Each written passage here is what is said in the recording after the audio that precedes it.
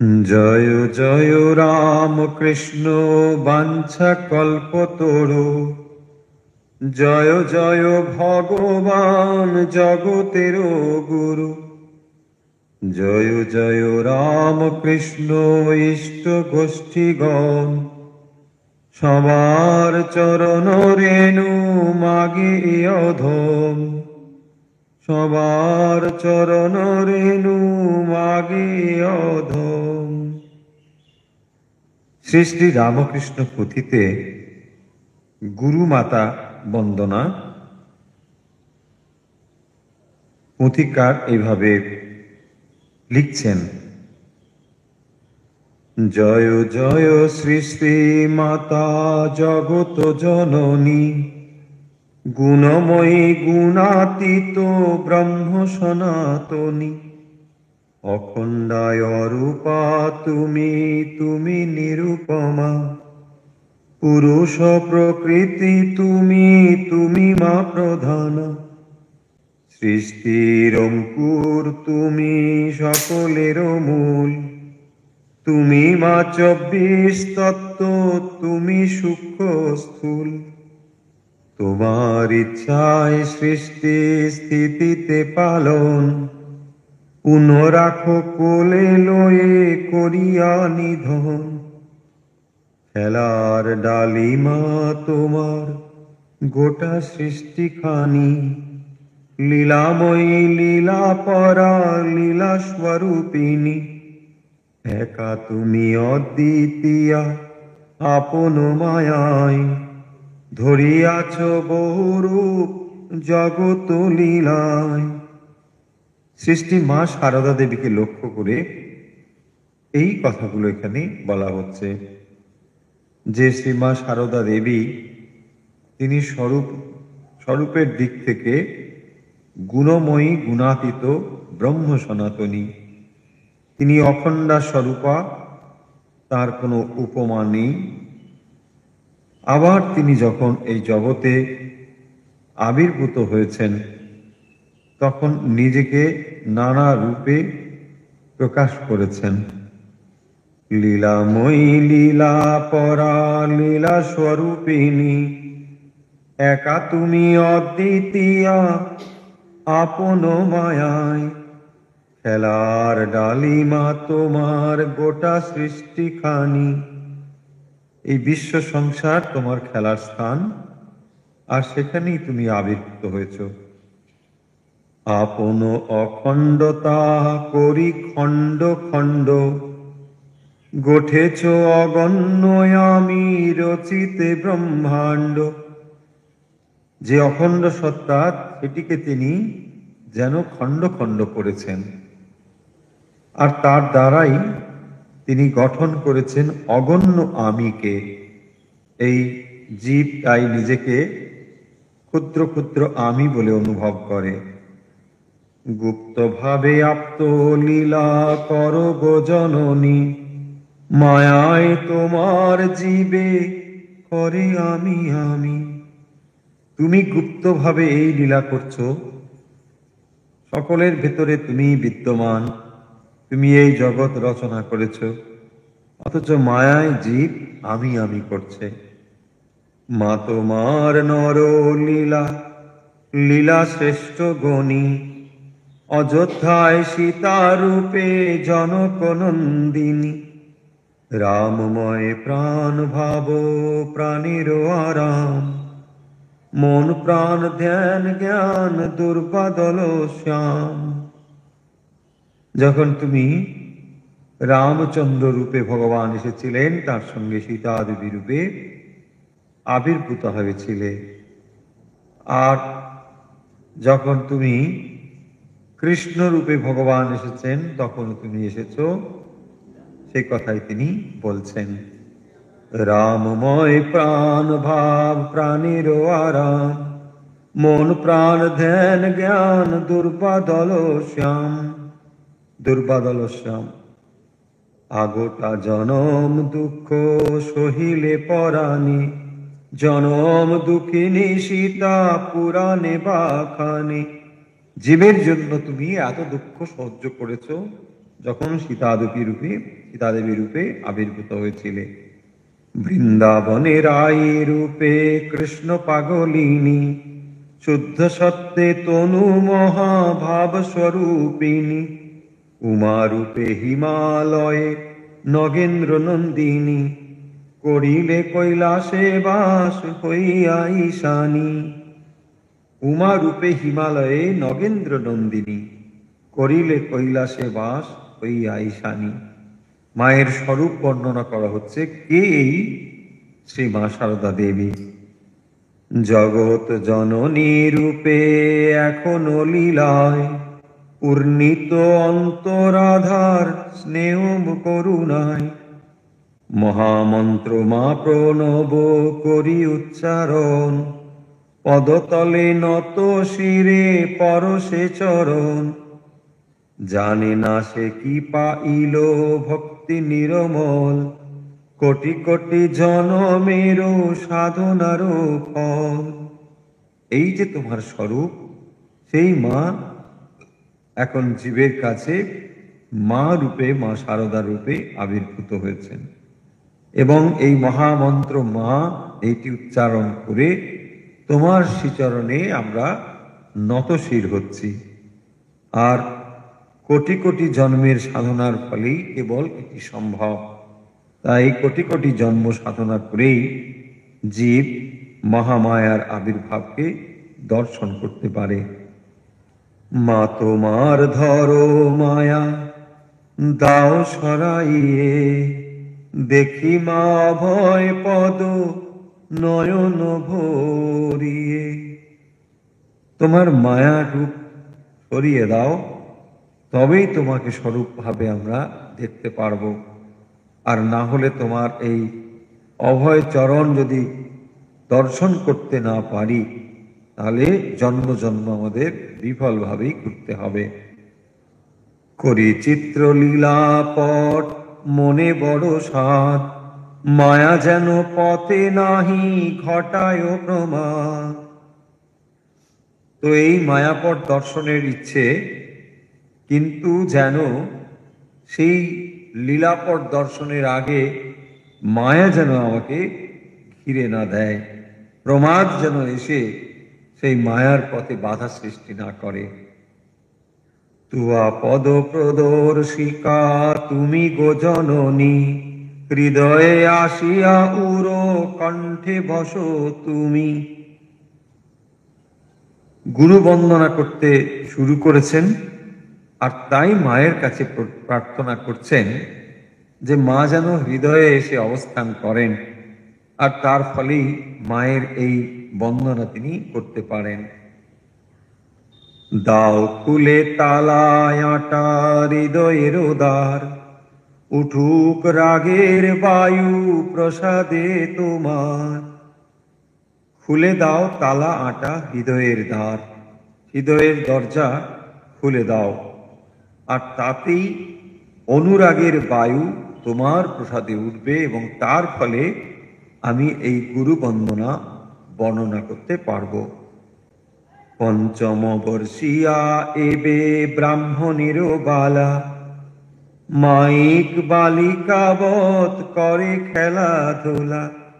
মানুষের মতো ঠিক গঠন প্রণালী, মায়া বিমোহিত মতো নহে কার্যগুলি। যে হও সে হও মাগো, বিচারে কি কাজ, অভয় চরণ যেন জাগে হৃদি মাঝ। মাইক বালিকাবৎ করে খেলাধুলা, মানুষের মতো ঠিক গঠন প্রণালী। পঞ্চম বর্ষিয়া এবে ব্রাহ্মণের বালা। মায়ের শৈশব এবং সেই সময়ের কথা বলছেন যে আমি জানতে চাই না তুমি কে, কিন্তু এই অভয় চরণ এর প্রতি মতি যেন আমার হৃদয়ে জাগরিত হয়।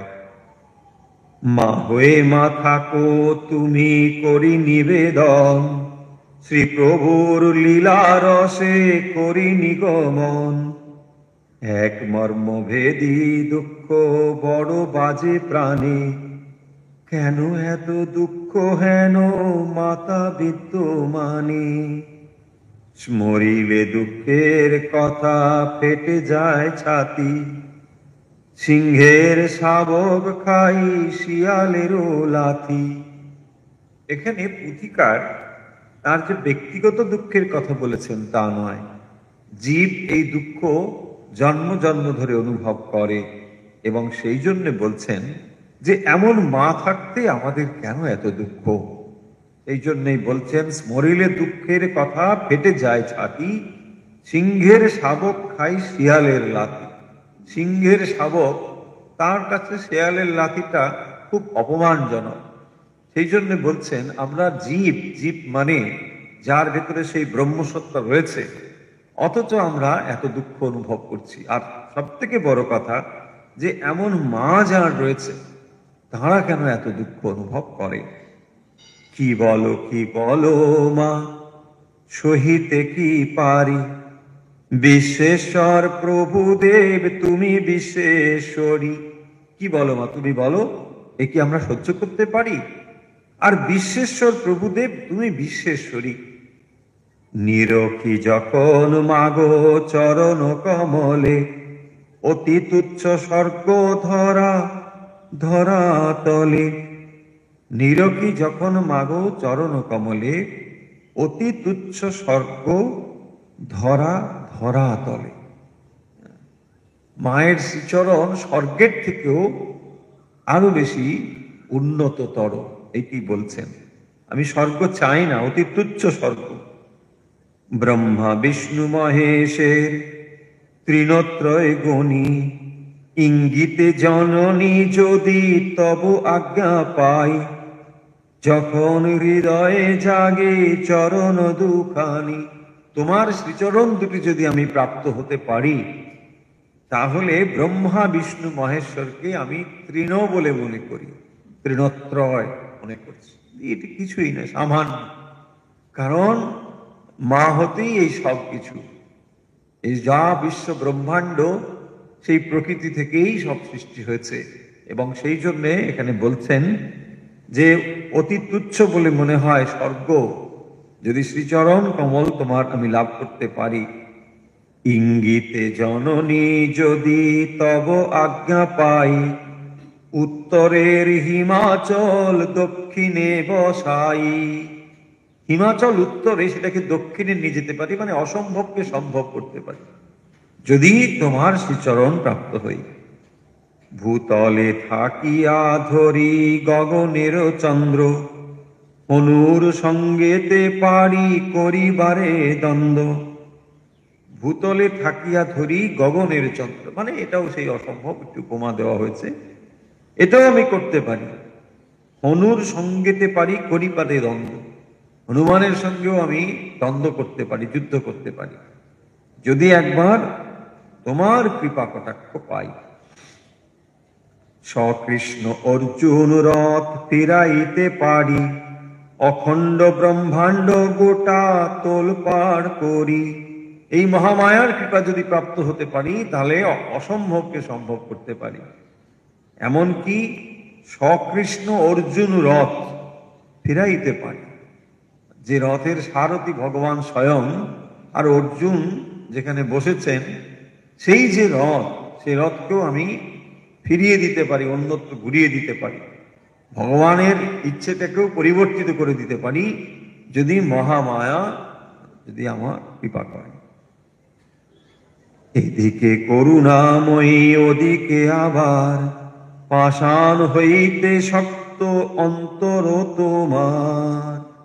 একদিকে তিনি করুণাময়ী, পরম করুণাময়ী, অন্যদিকে আবার অত্যন্ত কঠোর, এটি বলছেন। আত্মপর নাই ভেদ অপরূপ কথা, মা হয়ে মা কাটো তুমি সন্তানেরও মাথা। এই যে আরেকটি বিপরীত রূপ, এটি বলছেন। আত্মপর নাই ভেদ অপরূপ কথা, তোমার কাছে সবাই তো সমান। মা হয়ে মা কাটো তুমি সন্তানের মাথা, স্মরিলে তরাস আসে গণেশ কাহিনী। লোকে বলে মাথা তার উড়াইল শনি। দেখুন কি কথা বলছে, যে গণেশ জননী তো তুমি, আর গণেশের মাথা নাকি শনির কুদৃষ্টিতে উড়ে গিয়েছে।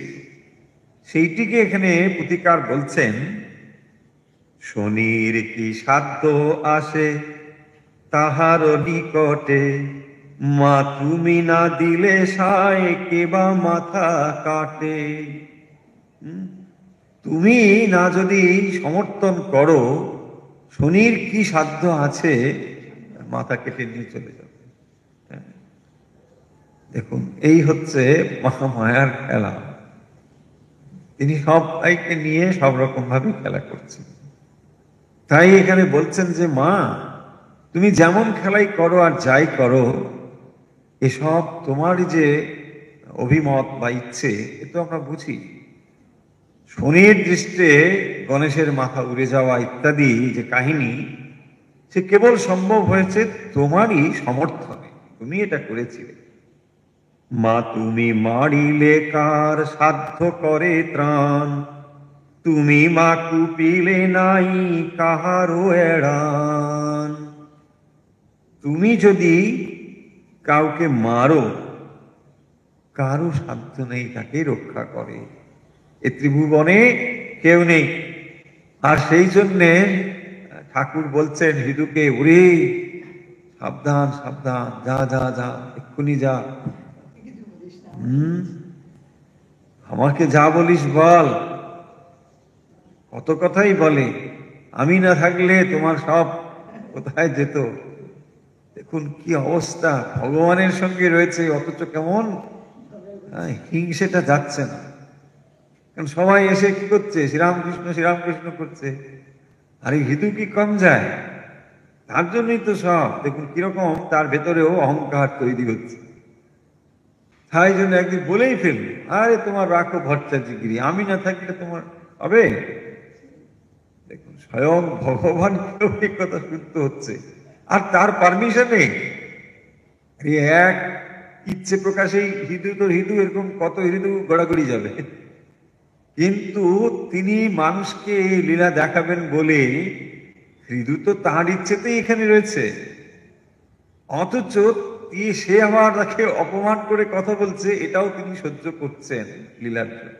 দেখ জগৎ হলে এই, এখানে এরকম সব থাকবে, তার ভেতরে তিনি তার কাজটি করে চলে যাচ্ছেন।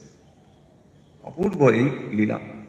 এবং সেই জন্যে এখানে তিনি বলছেন, তুমি মা কুপিলে নাই কাহারও এড়া, কেউ এড়িয়ে যেতে পারবে না তুমি যদি কুপিত হও। যে কালে হইল দক্ষ পিতা মা তোমার, তার সনে কইলে মাগো কিবা ব্যবহার। হ্যাঁ, দক্ষ পিতা, দক্ষ কন্যা তো, তোরা যখন দক্ষ কন্যা তখন তুমি তাদের প্রতি কি ব্যবহার করেছো, ওই যে সব জানা আছে লন্ডভন্ড দক্ষযজ্ঞ বলে না, তো সেখানে যখন স্বামীকে আহ্বান করা হয়নি, নেমন্তন্ন করা হয়নি, তখন পণ্ড হয়ে গেল যজ্ঞটা। তো ফলে এ তো জানাই আছে কি কাণ্ড, সেটাই বলছেন। যে কালে হইল দক্ষ পিতা মা তোমার, তার সঙ্গে কইলে মাগো কিবা ব্যবহার, তার সঙ্গে তুমি কেমন কঠোর ব্যবহার করেছিলে এটা তো আমি জানি, এটাই বলছে। ভূতে ডেকে মাথা কেটে পাড়াইলে ভুঁয়ে, মায়ের কি হবে কিছু না দেখিলেছে, অমুণ্ড করিয়া তবু তুষ্টি নাই মনে, লোক হাসি ছাগ মুন্ড দিলে গরদানে। ওই ওখানে যে কাহিনীগুলো রয়েছে সেই কাহিনীর কথাই বলছেন। ওই মুন্ড কেটে দিল, তারপর ছাগ মুন্ড এসে লাগিয়ে দিল, এইসব কাহিনী রয়েছে। ভকতে যতেক দয়া তাও ভালো জানি, লঙ্কা রক্ষিবার বেশে যখন মা তুমি, দশানন আজীবন তপিল কি মতি, তাই কেহ না রহিল বংশে দিতে বাতি। কেমন তুমি সব জানাই আছে, দশানন রাবণ আজীবন তপস্যা করল, এবং তার ফলে কি হয়েছে না, এত তপস্যা করেও তোমার যেহেতু কুনজরে পড়েছে, সে তোমাকে অপমান করেছে ইত্যাদি, তাই কেহ না রহিল বংশে দিতে বাতি, তার সব নির্বংশ করবে, সব শেষ হবে। লঙ্কা রক্ষিবার বেশে যখন মা তুমি, যখন তুমি লঙ্কায় ছিলে তখন রাবণ তোমাকে কত রকম ভাবে অপমান করেছে, তো সেগুলো কোথায় যাবে, তুমি সব সমাপ্ত করে দিয়েছ। এবে গুপ্ত অবতার তাই অনুমানী, তাই কি এতে কো কহ সহিতে জননী। এবে গুপ্ত অবতার এই অনুমানী, কিন্তু এবারে তোমার ঠিক সেই রকম সব ঐশ্বর্য আদি নেই। ভগবান যে এসেছেন তিনিও যে বিরাট ঐশ্বর্য নিয়ে এসেছেন তাও নয়। তাই তাই কি এতে কো কহ সহিতে জননী, তাই তুমি এই সব রকম ভাবে ঐশ্বর্য ছেড়ে এখন এসে হাজির হয়েছ। জপে তপে যোগী যারে না পায় ধ্যানে, সেই মাতা তুমি মাগো আঁকি বিদ্যমানে। সেই জননীকে এখন আমি চোখের সামনে দেখছি। সম্মুখে পেয়েছি এবে সব দুঃখ কব, মার ছেলে যেন কহ এতে কো সহিব। দেখি অসংসারী গণে অতিশয় টান, গৃহীরা কে বানে ভাষা পরের সন্তান। যেমন লৌকিক ভাবে লোকে বলে সেই কথাটা এখানে দিচ্ছেন। সম্মুখে পেয়েছি এবে সব দুঃখ কব, মনের দুঃখ তোমাকে আজ বলবো। যখন সীতা দেবী রূপে অথবা যখন তুমি শ্রী রাধা রূপে এসেছিলে তখন তো মনের কথাটা বলতে পারিনি, আজ এখন মনের কথাটা বলার সুযোগ হয়েছে, কেন তুমি সামনে হাজির হয়েছে। কিন্তু আজ সেই ঐশ্বর্য নিয়ে তো আসনি, আমি এখন তোমাকে মনের কথাটা কিন্তু বলবো, আমার মনের দুঃখ। সম্মুখে পেয়েছি এবে সব দুঃখ কব, আজ মনের দুঃখ বলবার সময়টা এসেছে, সুযোগ পেয়েছি। কি? দেখি অসংসারী গণে অতিশয় টান, গৃহীরাকে বানে ভাষা পরেরও সন্তান। বলছেন অসংসারী মানে যারা সন্ন্যাসী তাদেরকে একটু মানে কটাক্ষ করে বলছেন মায়ের প্রতি, যে যারা সন্ন্যাসী তাদের প্রতি কি তোমার অতিশয় টান, তাদের প্রতি তোমার মনটা বেশি কাঁদে। গৃহীরা কি বানে ভাষা পরের সন্তান, তো গৃহীরা কি তোমার সন্তান নয়? তুমি একটু সন্ন্যাসীদের দিকেই মনে হয় তোমার বেশি একটু ভক্তি ভাগ একটু ওদিকেই বোধ স্নেহটা প্রবল আছে, তাই বলছে। তুমি তো করেছ গৃহী দিয়া মায়া ঢুলি, ঘুরাতেছ ঘানি গাছে খাওয়াবে বিচালি। তো মা তুমি তো করেছো, যদি গৃহী বলো আর সন্ন্যাসী বলো, তোমার একটু স্নেহ ভালোবাসা যেন সন্ন্যাসীদের প্রতি বেশি, কিন্তু তুমি তো করেছো গৃহী দিয়া মায়া ঢুলি। তো মায়া ঠুলি দিয়ে তুমিই তো করেছো, মায়ারও টুলি চোখে বেঁধে দেয়, যখন বলদগুলো ঘুরতে থাকে তো তার চোখে টুলি বেঁধে দেয়, দিলে কি হয় সে আর দেখতে পায় না, তাই সে দেখবেন ওই গোল গোল করে ঘুরছে ঘুরছে ঘুরছে। তো এই মায়া ঢুলি তো তুমি আমাদের চোখে বেঁধে দিয়েছো, তাই বলছেন যে এই মায়া তো তুমি বেঁধে আমাকে গৃহী রূপে ঘোরাচ্ছ, তা আমি কি করব? সেটাই বলছেন। ঘুরাতেছ ঘানি গাছে খাওয়ায়ে বিচালি, তো তুমি ঘানি গাছে আমাকে ফেলে দিয়ে এখানে বিচালি খাওয়াচ্ছ, কেমন বলদ বিচালি খায় আর ঘুরতে থাকে, তো এই করছি। ছুটে ছুটে মরি খেটে পেটে নাহি ভাত, তাহার উপরে মা তোমার কষা ঘাত। ছুটে ছুটে মরি খেটে পেটে নাহি ভাত, তো অন্ন সংস্থানের জন্য মানুষকে কত সংগ্রাম করতে হয়, ছুটে বেড়াতে হয়, আর তার উপরে তোমার কষাঘাত। কি বিচার মা তোমার বুঝিবারে নারী, কোন ছেলে কোলে কেহ ভূমি গড়াগড়ি, কাউকে বা তুমি কোলে নিয়ে থাকো আর কেউ মাটিতে গড়াগড়ি যায়, এটা তোমার কি বিচার মা? এটা তোমার ঠিক নয়। এটাই বলছেন যে আজ সুযোগ পেয়েছি দুটো মনের কথা বলে কষ্টটা মেটাবো। মায়ের নিকট হেন শোভা নাহি পায়, এরূপ কোথায় করে কোন দেশি মায়। এরকম কোথায় করে? এ কি কথা? তুমি কাউকে কোলে করেছো, কাউকে কোনো ছেলে মাটিতে গড়াগড়ি যায়? কোন দেশি মা তুমি? অমাতার ব্যবহার দেখে কত সই, কবে দিনু মুকুজ্জের পাকা ধানে মই। ওই পাকা ধানে মই একটা এরকম বাংলা কথা আছে, সেই কথাটা এখানে জুড়েছেন।